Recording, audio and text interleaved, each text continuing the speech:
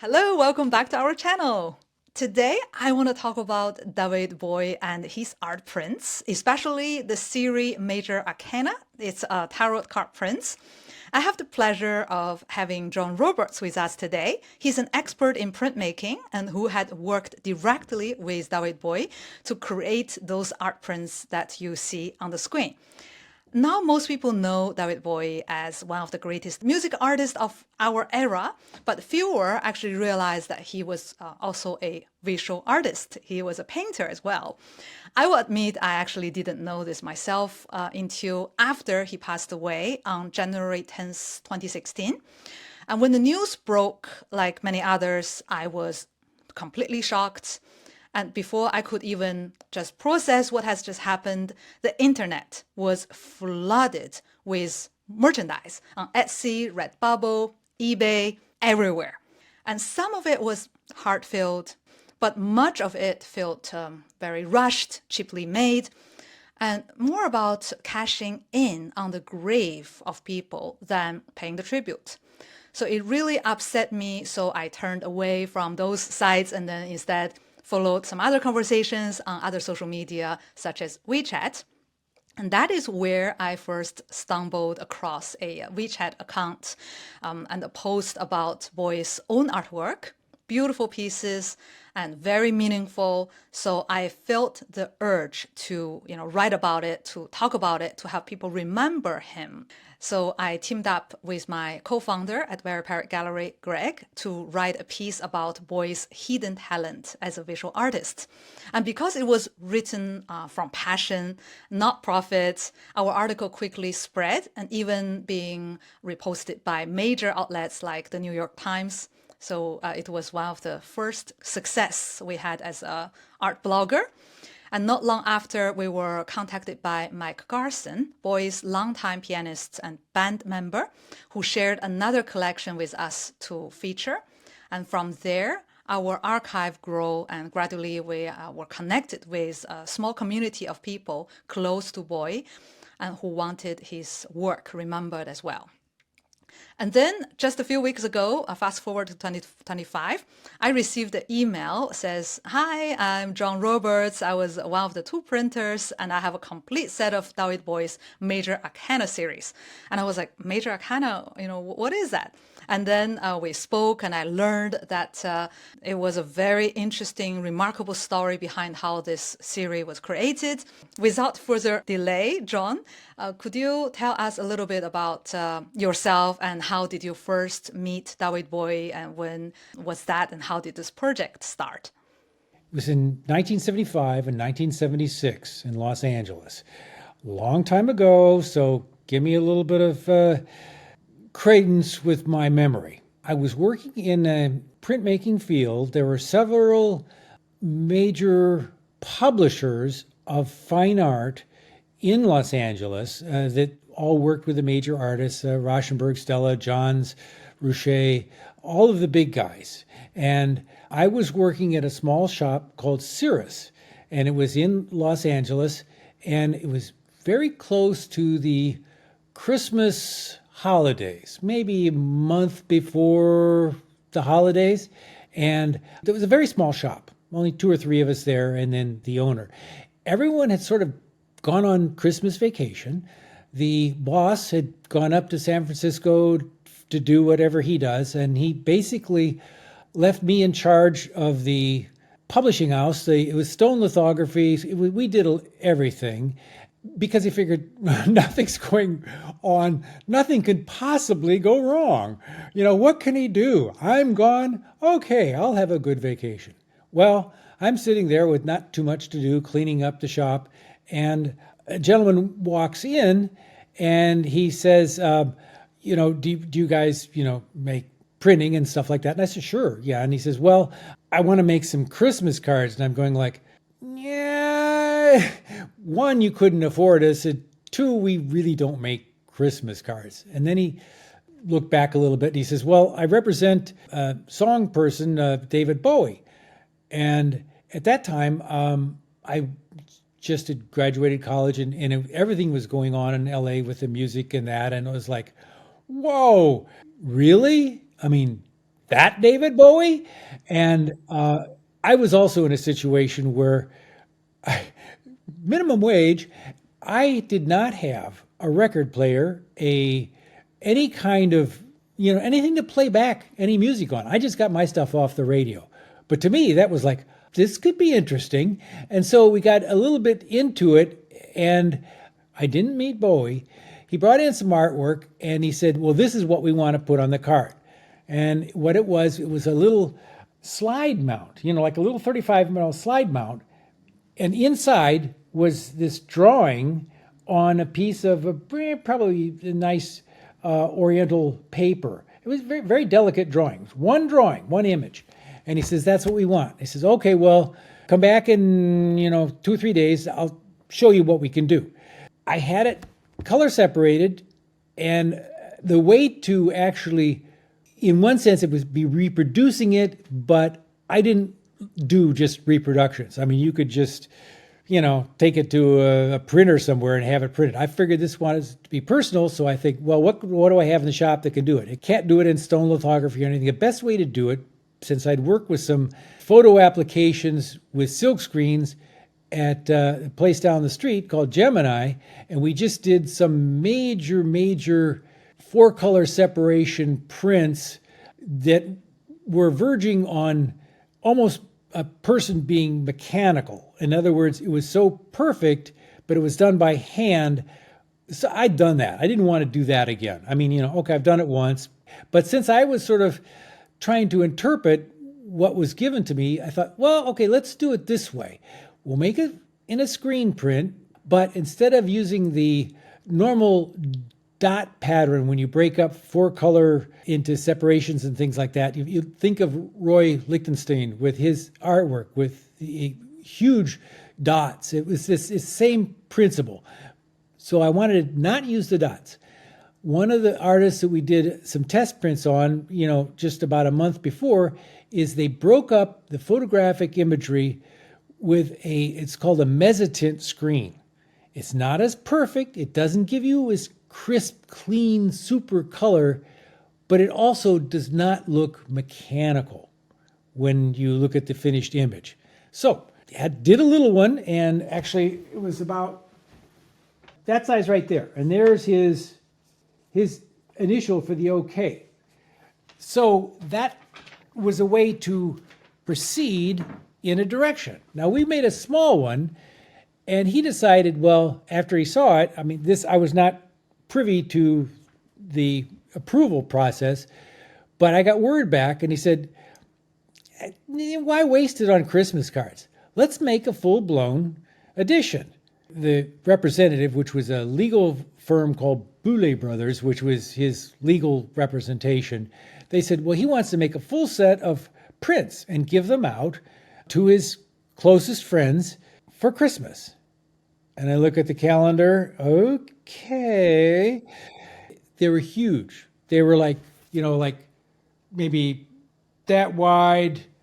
Well, let me show you. This is what it looks like framed. And that's, 3 feet tall, 2 feet wide. That's pretty big. Well, he'd like to make an edition of 50 each. Okay. Oh, there's going to be 5 images.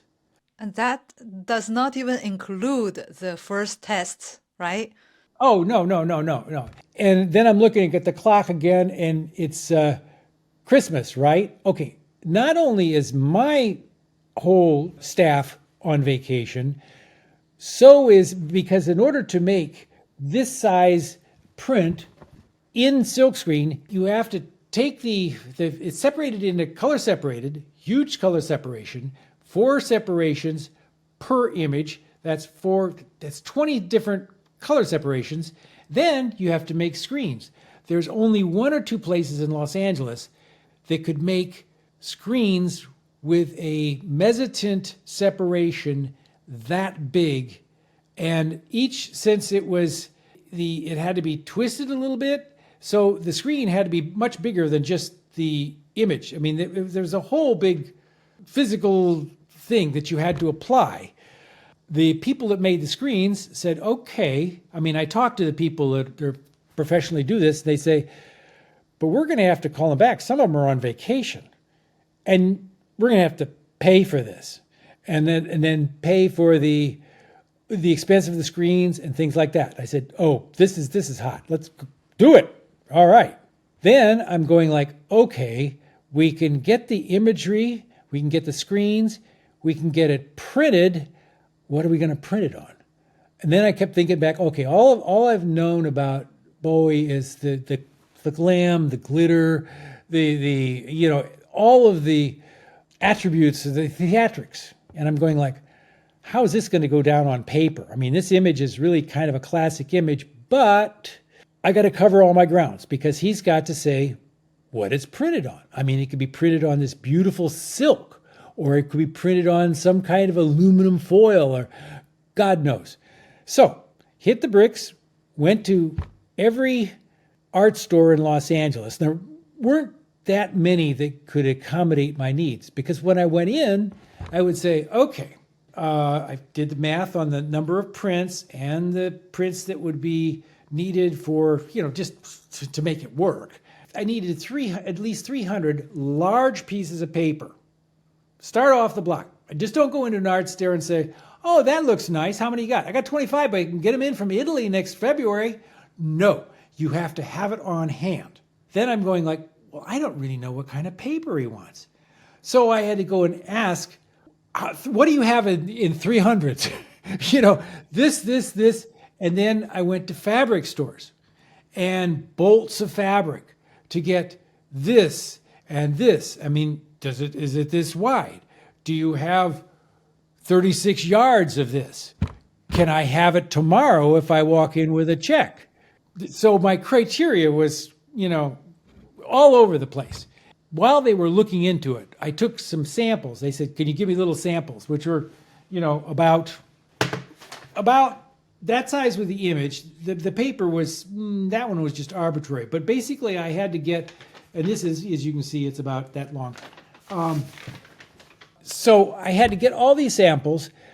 And so I had maybe 30 different little sheets of whatever. And I had my little test screen. And so I started printing them up. And so I printed all of these samples. I mean, some of them were gorgeous and some of them were just hideous. But anyway, so I had a stack of things, and so I've said, well, how do I get these back to him for, picking which one we're going to go with? And there was a party going on somewhere in Hollywood or something like that. And so I was given an address and I drove up with this little stack of stuff and this guy comes down the stairs, not Bowie, and he says, get these into his hands, get it back to me quick. And so, okay, yeah, we'll get to it. Disappeared up there. I went home. So in a day or so, I got it back. Here's the backstory. The boss called from San Francisco and he said, well, hey, what's going on? And I said, wow, we got this great job. We got David Bowie. We're going to do these huge prints, these editions, 300, da da da da da da. And he looked at me and he goes like, rock stars don't pay. You're fired. Oh my God. Oh my God. I think at this point I was actually on the hook for thousands of dollars to the screens. Paper I hadn't had to pay for because I hadn't picked it up yet. And I was going like, oh crap, and I don't have a job. Oh, and by the way, after Christmas, I was basically going to quit anyway. I was going to get married and I was going to move up to Edmonton, Alberta, Canada, and work in a university in the printmaking department. Well, I didn't have any money, couldn't get the job done, was leaving the country, and was fired. Now what? Okay, so I talked to my mentor, the Jeff Wasserman, who worked down the street at Gemini as their master screen printer. He was a craftsperson. Everybody over at Gemini was just, they could print your eyes out.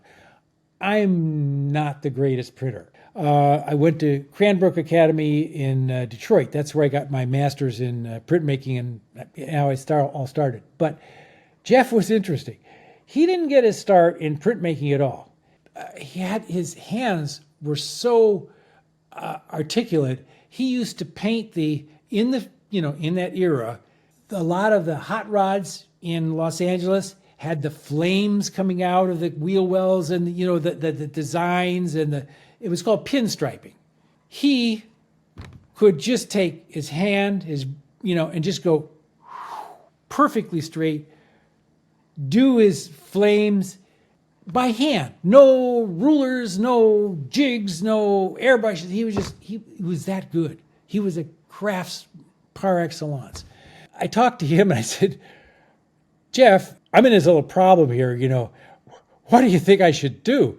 And he had an interesting situation in that, he was the master printer over at this other place.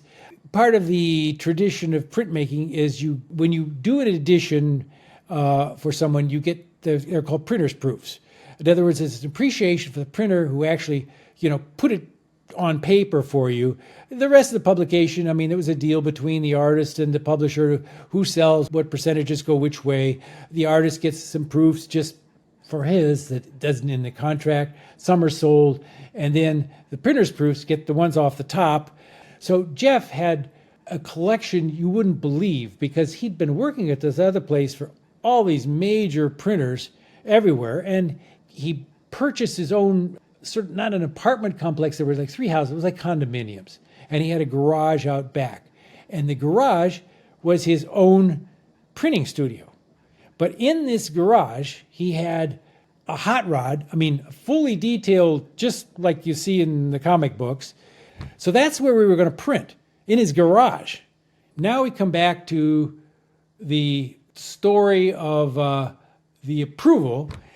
One of the people that lived in the 3 houses was a lady who had a very, very wealthy fortune from a big corporation in the United States, which will remain unnamed. And she was personal friends with David Bowie. She knew all about this project. So she would come in and say, well, he decided on this, or, when we were going along. Then a day later, the guy from the law firm would trot in and he would hand me the paper and he'd say, we're going to do this. We go like, oh, thank you. We had already started on it from before, from direct, work. You had inside intelligence. Inside information, yes. When he made his decision on the fabric paper basis for the printing, it turned out that it was this very tasteful Oriental paper that had some fibers in it. It was soft, it was absorbent, there was not really any kind of structure, it was not hard cut or anything like that, which was extremely tasteful. Oh yeah, by the way, why we ended up in his garage is that he says, John, we're going to buy the job.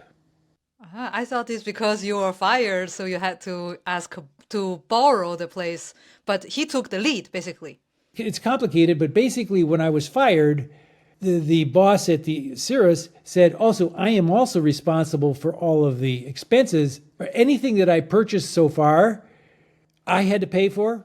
Initially, it was like a bad thing. And the other thing is, the job was entirely mine.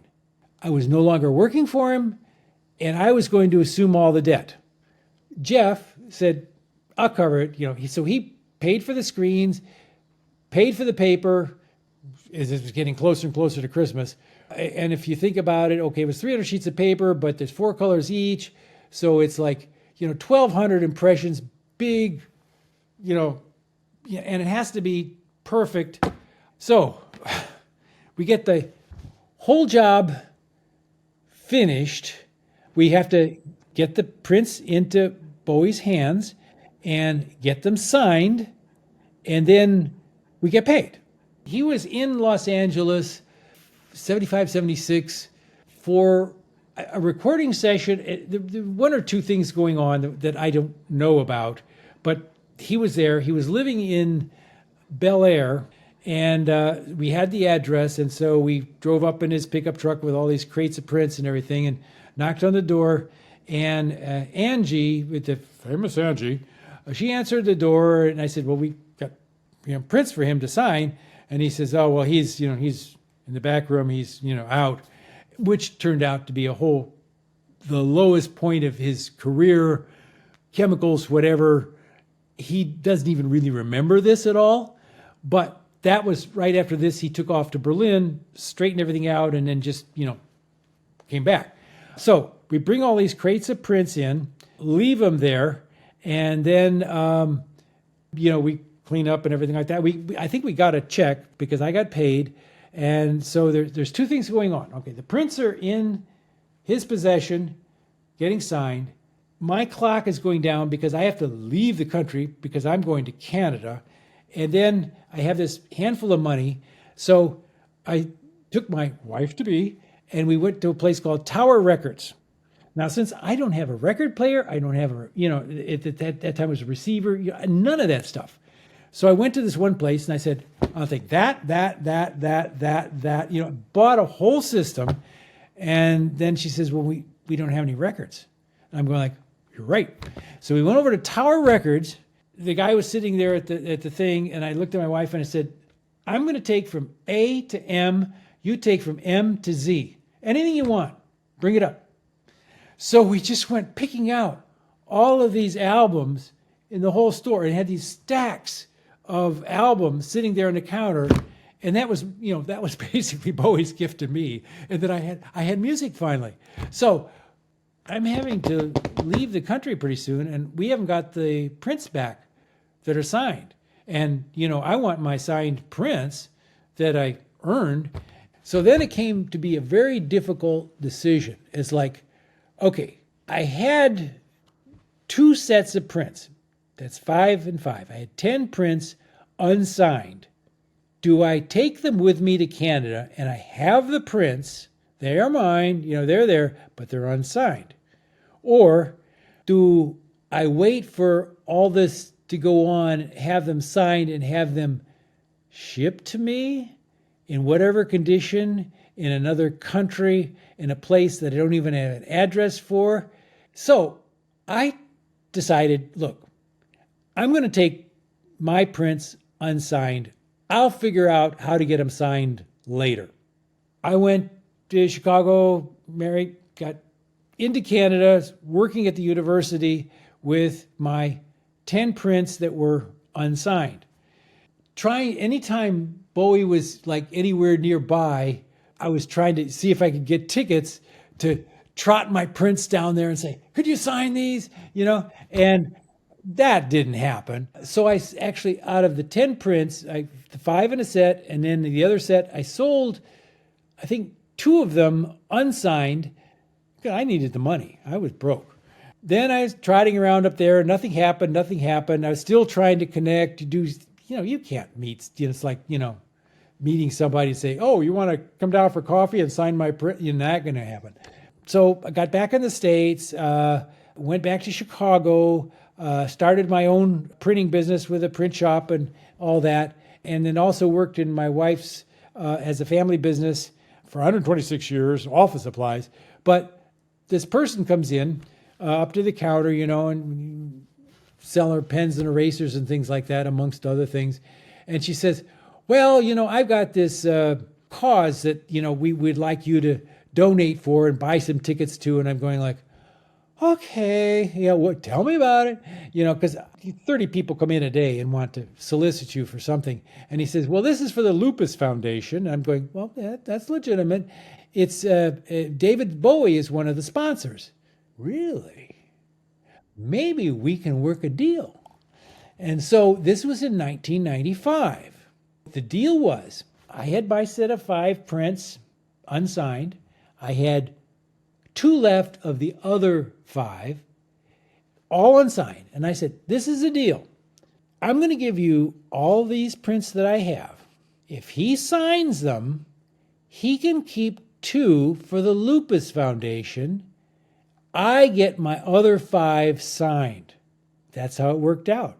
So all 5 prints that I have are quite unique in that they were signed in 1995, where the rest of the edition was 1975 or 1976. Okay, so that's the story on my prints. Now, the prints as a whole, they set. So when he said he was going to give them out to his friends, I don't know who he gave them to. I think one record executive got a set which actually went for sale and was one of the known sets that were sold. The reason I called you guys is I was trying to find out what's the story on this, because I have not heard of these coming up for any kind of sale, individually or otherwise. Occasionally, one or two came up. One set was sold to a place called Masterpiece Studio. I think they may have had two sets. And the auction was in Santa Monica for one set. I don't know if they bought that one or they bought another one. But I've only heard, and the other one for sale was the son of the person that I believe had the Metropolitan Museum of Art. He got a set and he died and he passed it to his son. His son sold it. So I have no idea of where all these prints are. And there's only 50 in the edition, 50 each. I'm keeping mine as a set. I do not want to break mine up. The other thing is that I just read in an article going through all the stuff I have of, been collecting about him. And they said, he probably signed everything, but he may not have given out all 50 sets.